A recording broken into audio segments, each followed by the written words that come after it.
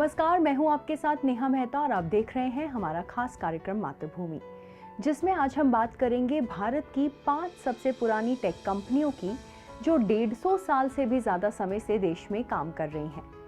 व्यापार भारत में पेटीएम, ओला, जोमैटो जैसी बेतहाशा out of the box startups मौजूद हैं। लेकिन यह उद्यमशीलता का क्रेज कुछ ऐसा नहीं है जो हाल के वर्षों में देखने को मिला हो। भारतीयों ने हमेशा से ही एक करियर विकल्प के रूप में व्यापार के क्षेत्र में कदम बढ़ाए हैं और अपने झंडे भी गाड़े हैं। स्टार्टअप के दौर में जहां एक रोज देश में नई कंपनियां खुल रही हैं और बंद हो रही हैं, लेकिन इसके साथ ही आज भी देश में ऐसी कई कंपनियां हैं जिनकी उम्र 100 साल से भी अधिक है।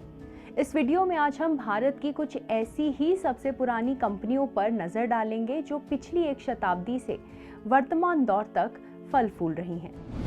भारत की 5 सबसे पुरानी कंपनियां। वाडिया समूह 1736, ईद पेरे लिमिटेड 1788, भारतीय state bank of India SBI 1806, RPG group 1820, Aditya Birla समूह 1857। वाडिया समूह ये भारत का सबसे पुराना समूह है जिसकी स्थापना 1736 में हुई थी। एक पारसी व्यवसायी लवजी नसरवांजी वाडिया ने जहाजों और डॉक बनाने के लिए ब्रिटिश ईस्ट इंडिया कंपनी के साथ अनुबंध हासिल किया था। कंपनी ने 300 से अधिक जहाजों का निर्माण किया। उनमें से कुछ का उपयोग HMS मिंडेन और HMS ट्रिंकोमाली जैसे युद्धों में किया गया था। लवजी और उनके भाई सोराबजी के नेतृत्व में वाडिया समूह ने बॉम्बे ड्राई डॉक भी बनाया, जो एशिया का पहला ड्राई डॉक और सूरत शिप ब्रेकिंग यार्ड था। उन्हें बॉम्बे को एशिया में अंग्रेजों के लिए एक रणनीतिक बंदरगाह बनाने का श्रेय भी दिया जा सकता है। कंपनी को 1879 में बॉम्बे डाइंग कंपनी शुरू करने का श्रेय भी दिया जाता है, जो आज उनके साम्राज्य की एक प्रमुख कंपनी है। कंपनी को एक छोटे पैमाने के संचालन के रूप में शुरू किया गया था, जहां सूती धागों को लाल, हरे और नारंगी रंग में डुबोकर काटा और रंगा जाता था। वर्तमान में कंपनी के पास 1500 करोड़ रुपए से अधिक का एमकैप है। आज ये समूह विमानन, स्वास्थ्य सेवा, रसायन, FMCG जैसे क्षेत्रों में कार्य करता है और यहाँ तक कि IPL टीम पंजाब किंग्स भी स्वामित्व वाडिया ग्रुप के पास ही है। ईद पेरे लिमिटेड। कई अन्य कंपनियों के विपरीत ईद पेरे लिमिटेड की स्थापना 1788 में अंग्रेजी व्यापारी थॉमस पेरी द्वारा पेरी एंड कंपनी के रूप में की गई थी। इसे चीनी और स्पिरिट के लिए एक व्यापारिक कंपनी के रूप में बनाया गया था। 6 दशकों में कंपनी देश की चीनी की सबसे बड़ी व्यापारी बन गई थी। इसने कंपनी को east India distilleries and sugar factories limited बनाकर अपनी स्पिरिट और चीनी कारोबार को फैलाना शुरू किया। 1962 में कंपनियों का एक बार फिर विलय हो गया और मुरगप्पा समूह द्वारा इसे अधिग्रहण कर लिया गया। आज भी कंपनी चीनी कारोबार में एक बड़ी कंपनी है, जिसकी क्षमता प्रतिदिन 32,500 मीट्रिक टन गन्ने की पेराई करने की है। भारतीय स्टेट बैंक। कई लोगों को आश्चर्य होता है कि SBI न केवल सबसे पुराना बैंक है, बल्कि एक अलग ही उद्देश्य से इसका गठन किया गया था। 1806 में बैंक ऑफ कोलकाता के रूप में इस बैंक को मुख्य रूप से ब्रिटिश जनरल वेलेस्ली के मराठों और मसूर के शासक टीपू सुल्तान के खिलाफ युद्ध को निधि देने के लिए स्थापित किया गया था। 1809 में बैंक का नाम बदलकर बैंक ऑफ बंगाल कर दिया गया।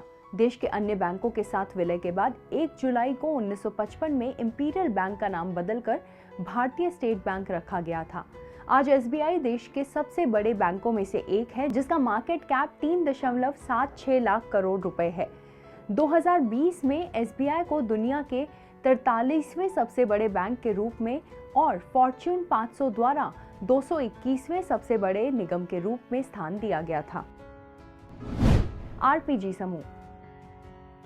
देश के दिग्गज उद्योगपतियों में शामिल RP गोयनका को लोग काफी सम्मान की नजर से देखते हैं। उनकी जड़ें 19वीं सदी में भी देखी जा सकती हैं, जब रामदत्त गोयनका ने 1820 में इसकी स्थापना की थी। आरपीजी एंटरप्राइजेस का गठन करने वाले RP गोयनका उद्योग संगठन फिक्की और Asia Pacific chamber of commerce and industries के अध्यक्ष रहे हैं। इसके अलावा लंबे समय तक IIT खड़गपुर में बोर्ड ऑफ गवर्नर्स के चेयरमैन का पद भी संभाला है। वे 2000 से 2006 के बीच राज्यसभा के सदस्य भी रहे थे। उन्होंने कई अन्य व्यवसायों के बीच डंकन ब्रदर्स और ऑक्टेवियस स्टील को प्राप्त करने में महत्वपूर्ण भूमिका निभाई, जिससे कंपनी एक समूह बन गई। आज ये समूह अपनी प्रमुख कंपनियों जैसे कि सीएट टायर्स और pharmaceutical company RPG life sciences के लिए जाना जाता है।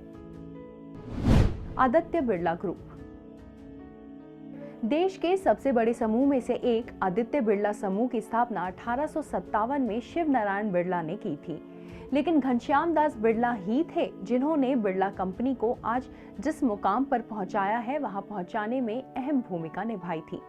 विश्व युद्ध के दौरान बोरियों की बढ़ती मांग के कारण कंपनी ने जूट में एक व्यापारिक व्यवसाय स्थापित किया।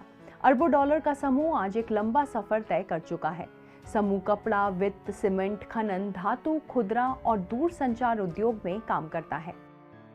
आज के इस एपिसोड में इतना ही। अगले एपिसोड में हमारे देश की एक ऐसी ही प्रेरणादायी कहानी के साथ हम फिर से हाजिर होंगे। तब तक के लिए धन्यवाद। अगर आप भी लेना चाहते हैं देश दुनिया की तमाम जानकारी तो आज ही सब्सक्राइब करें हमारे चैनल को।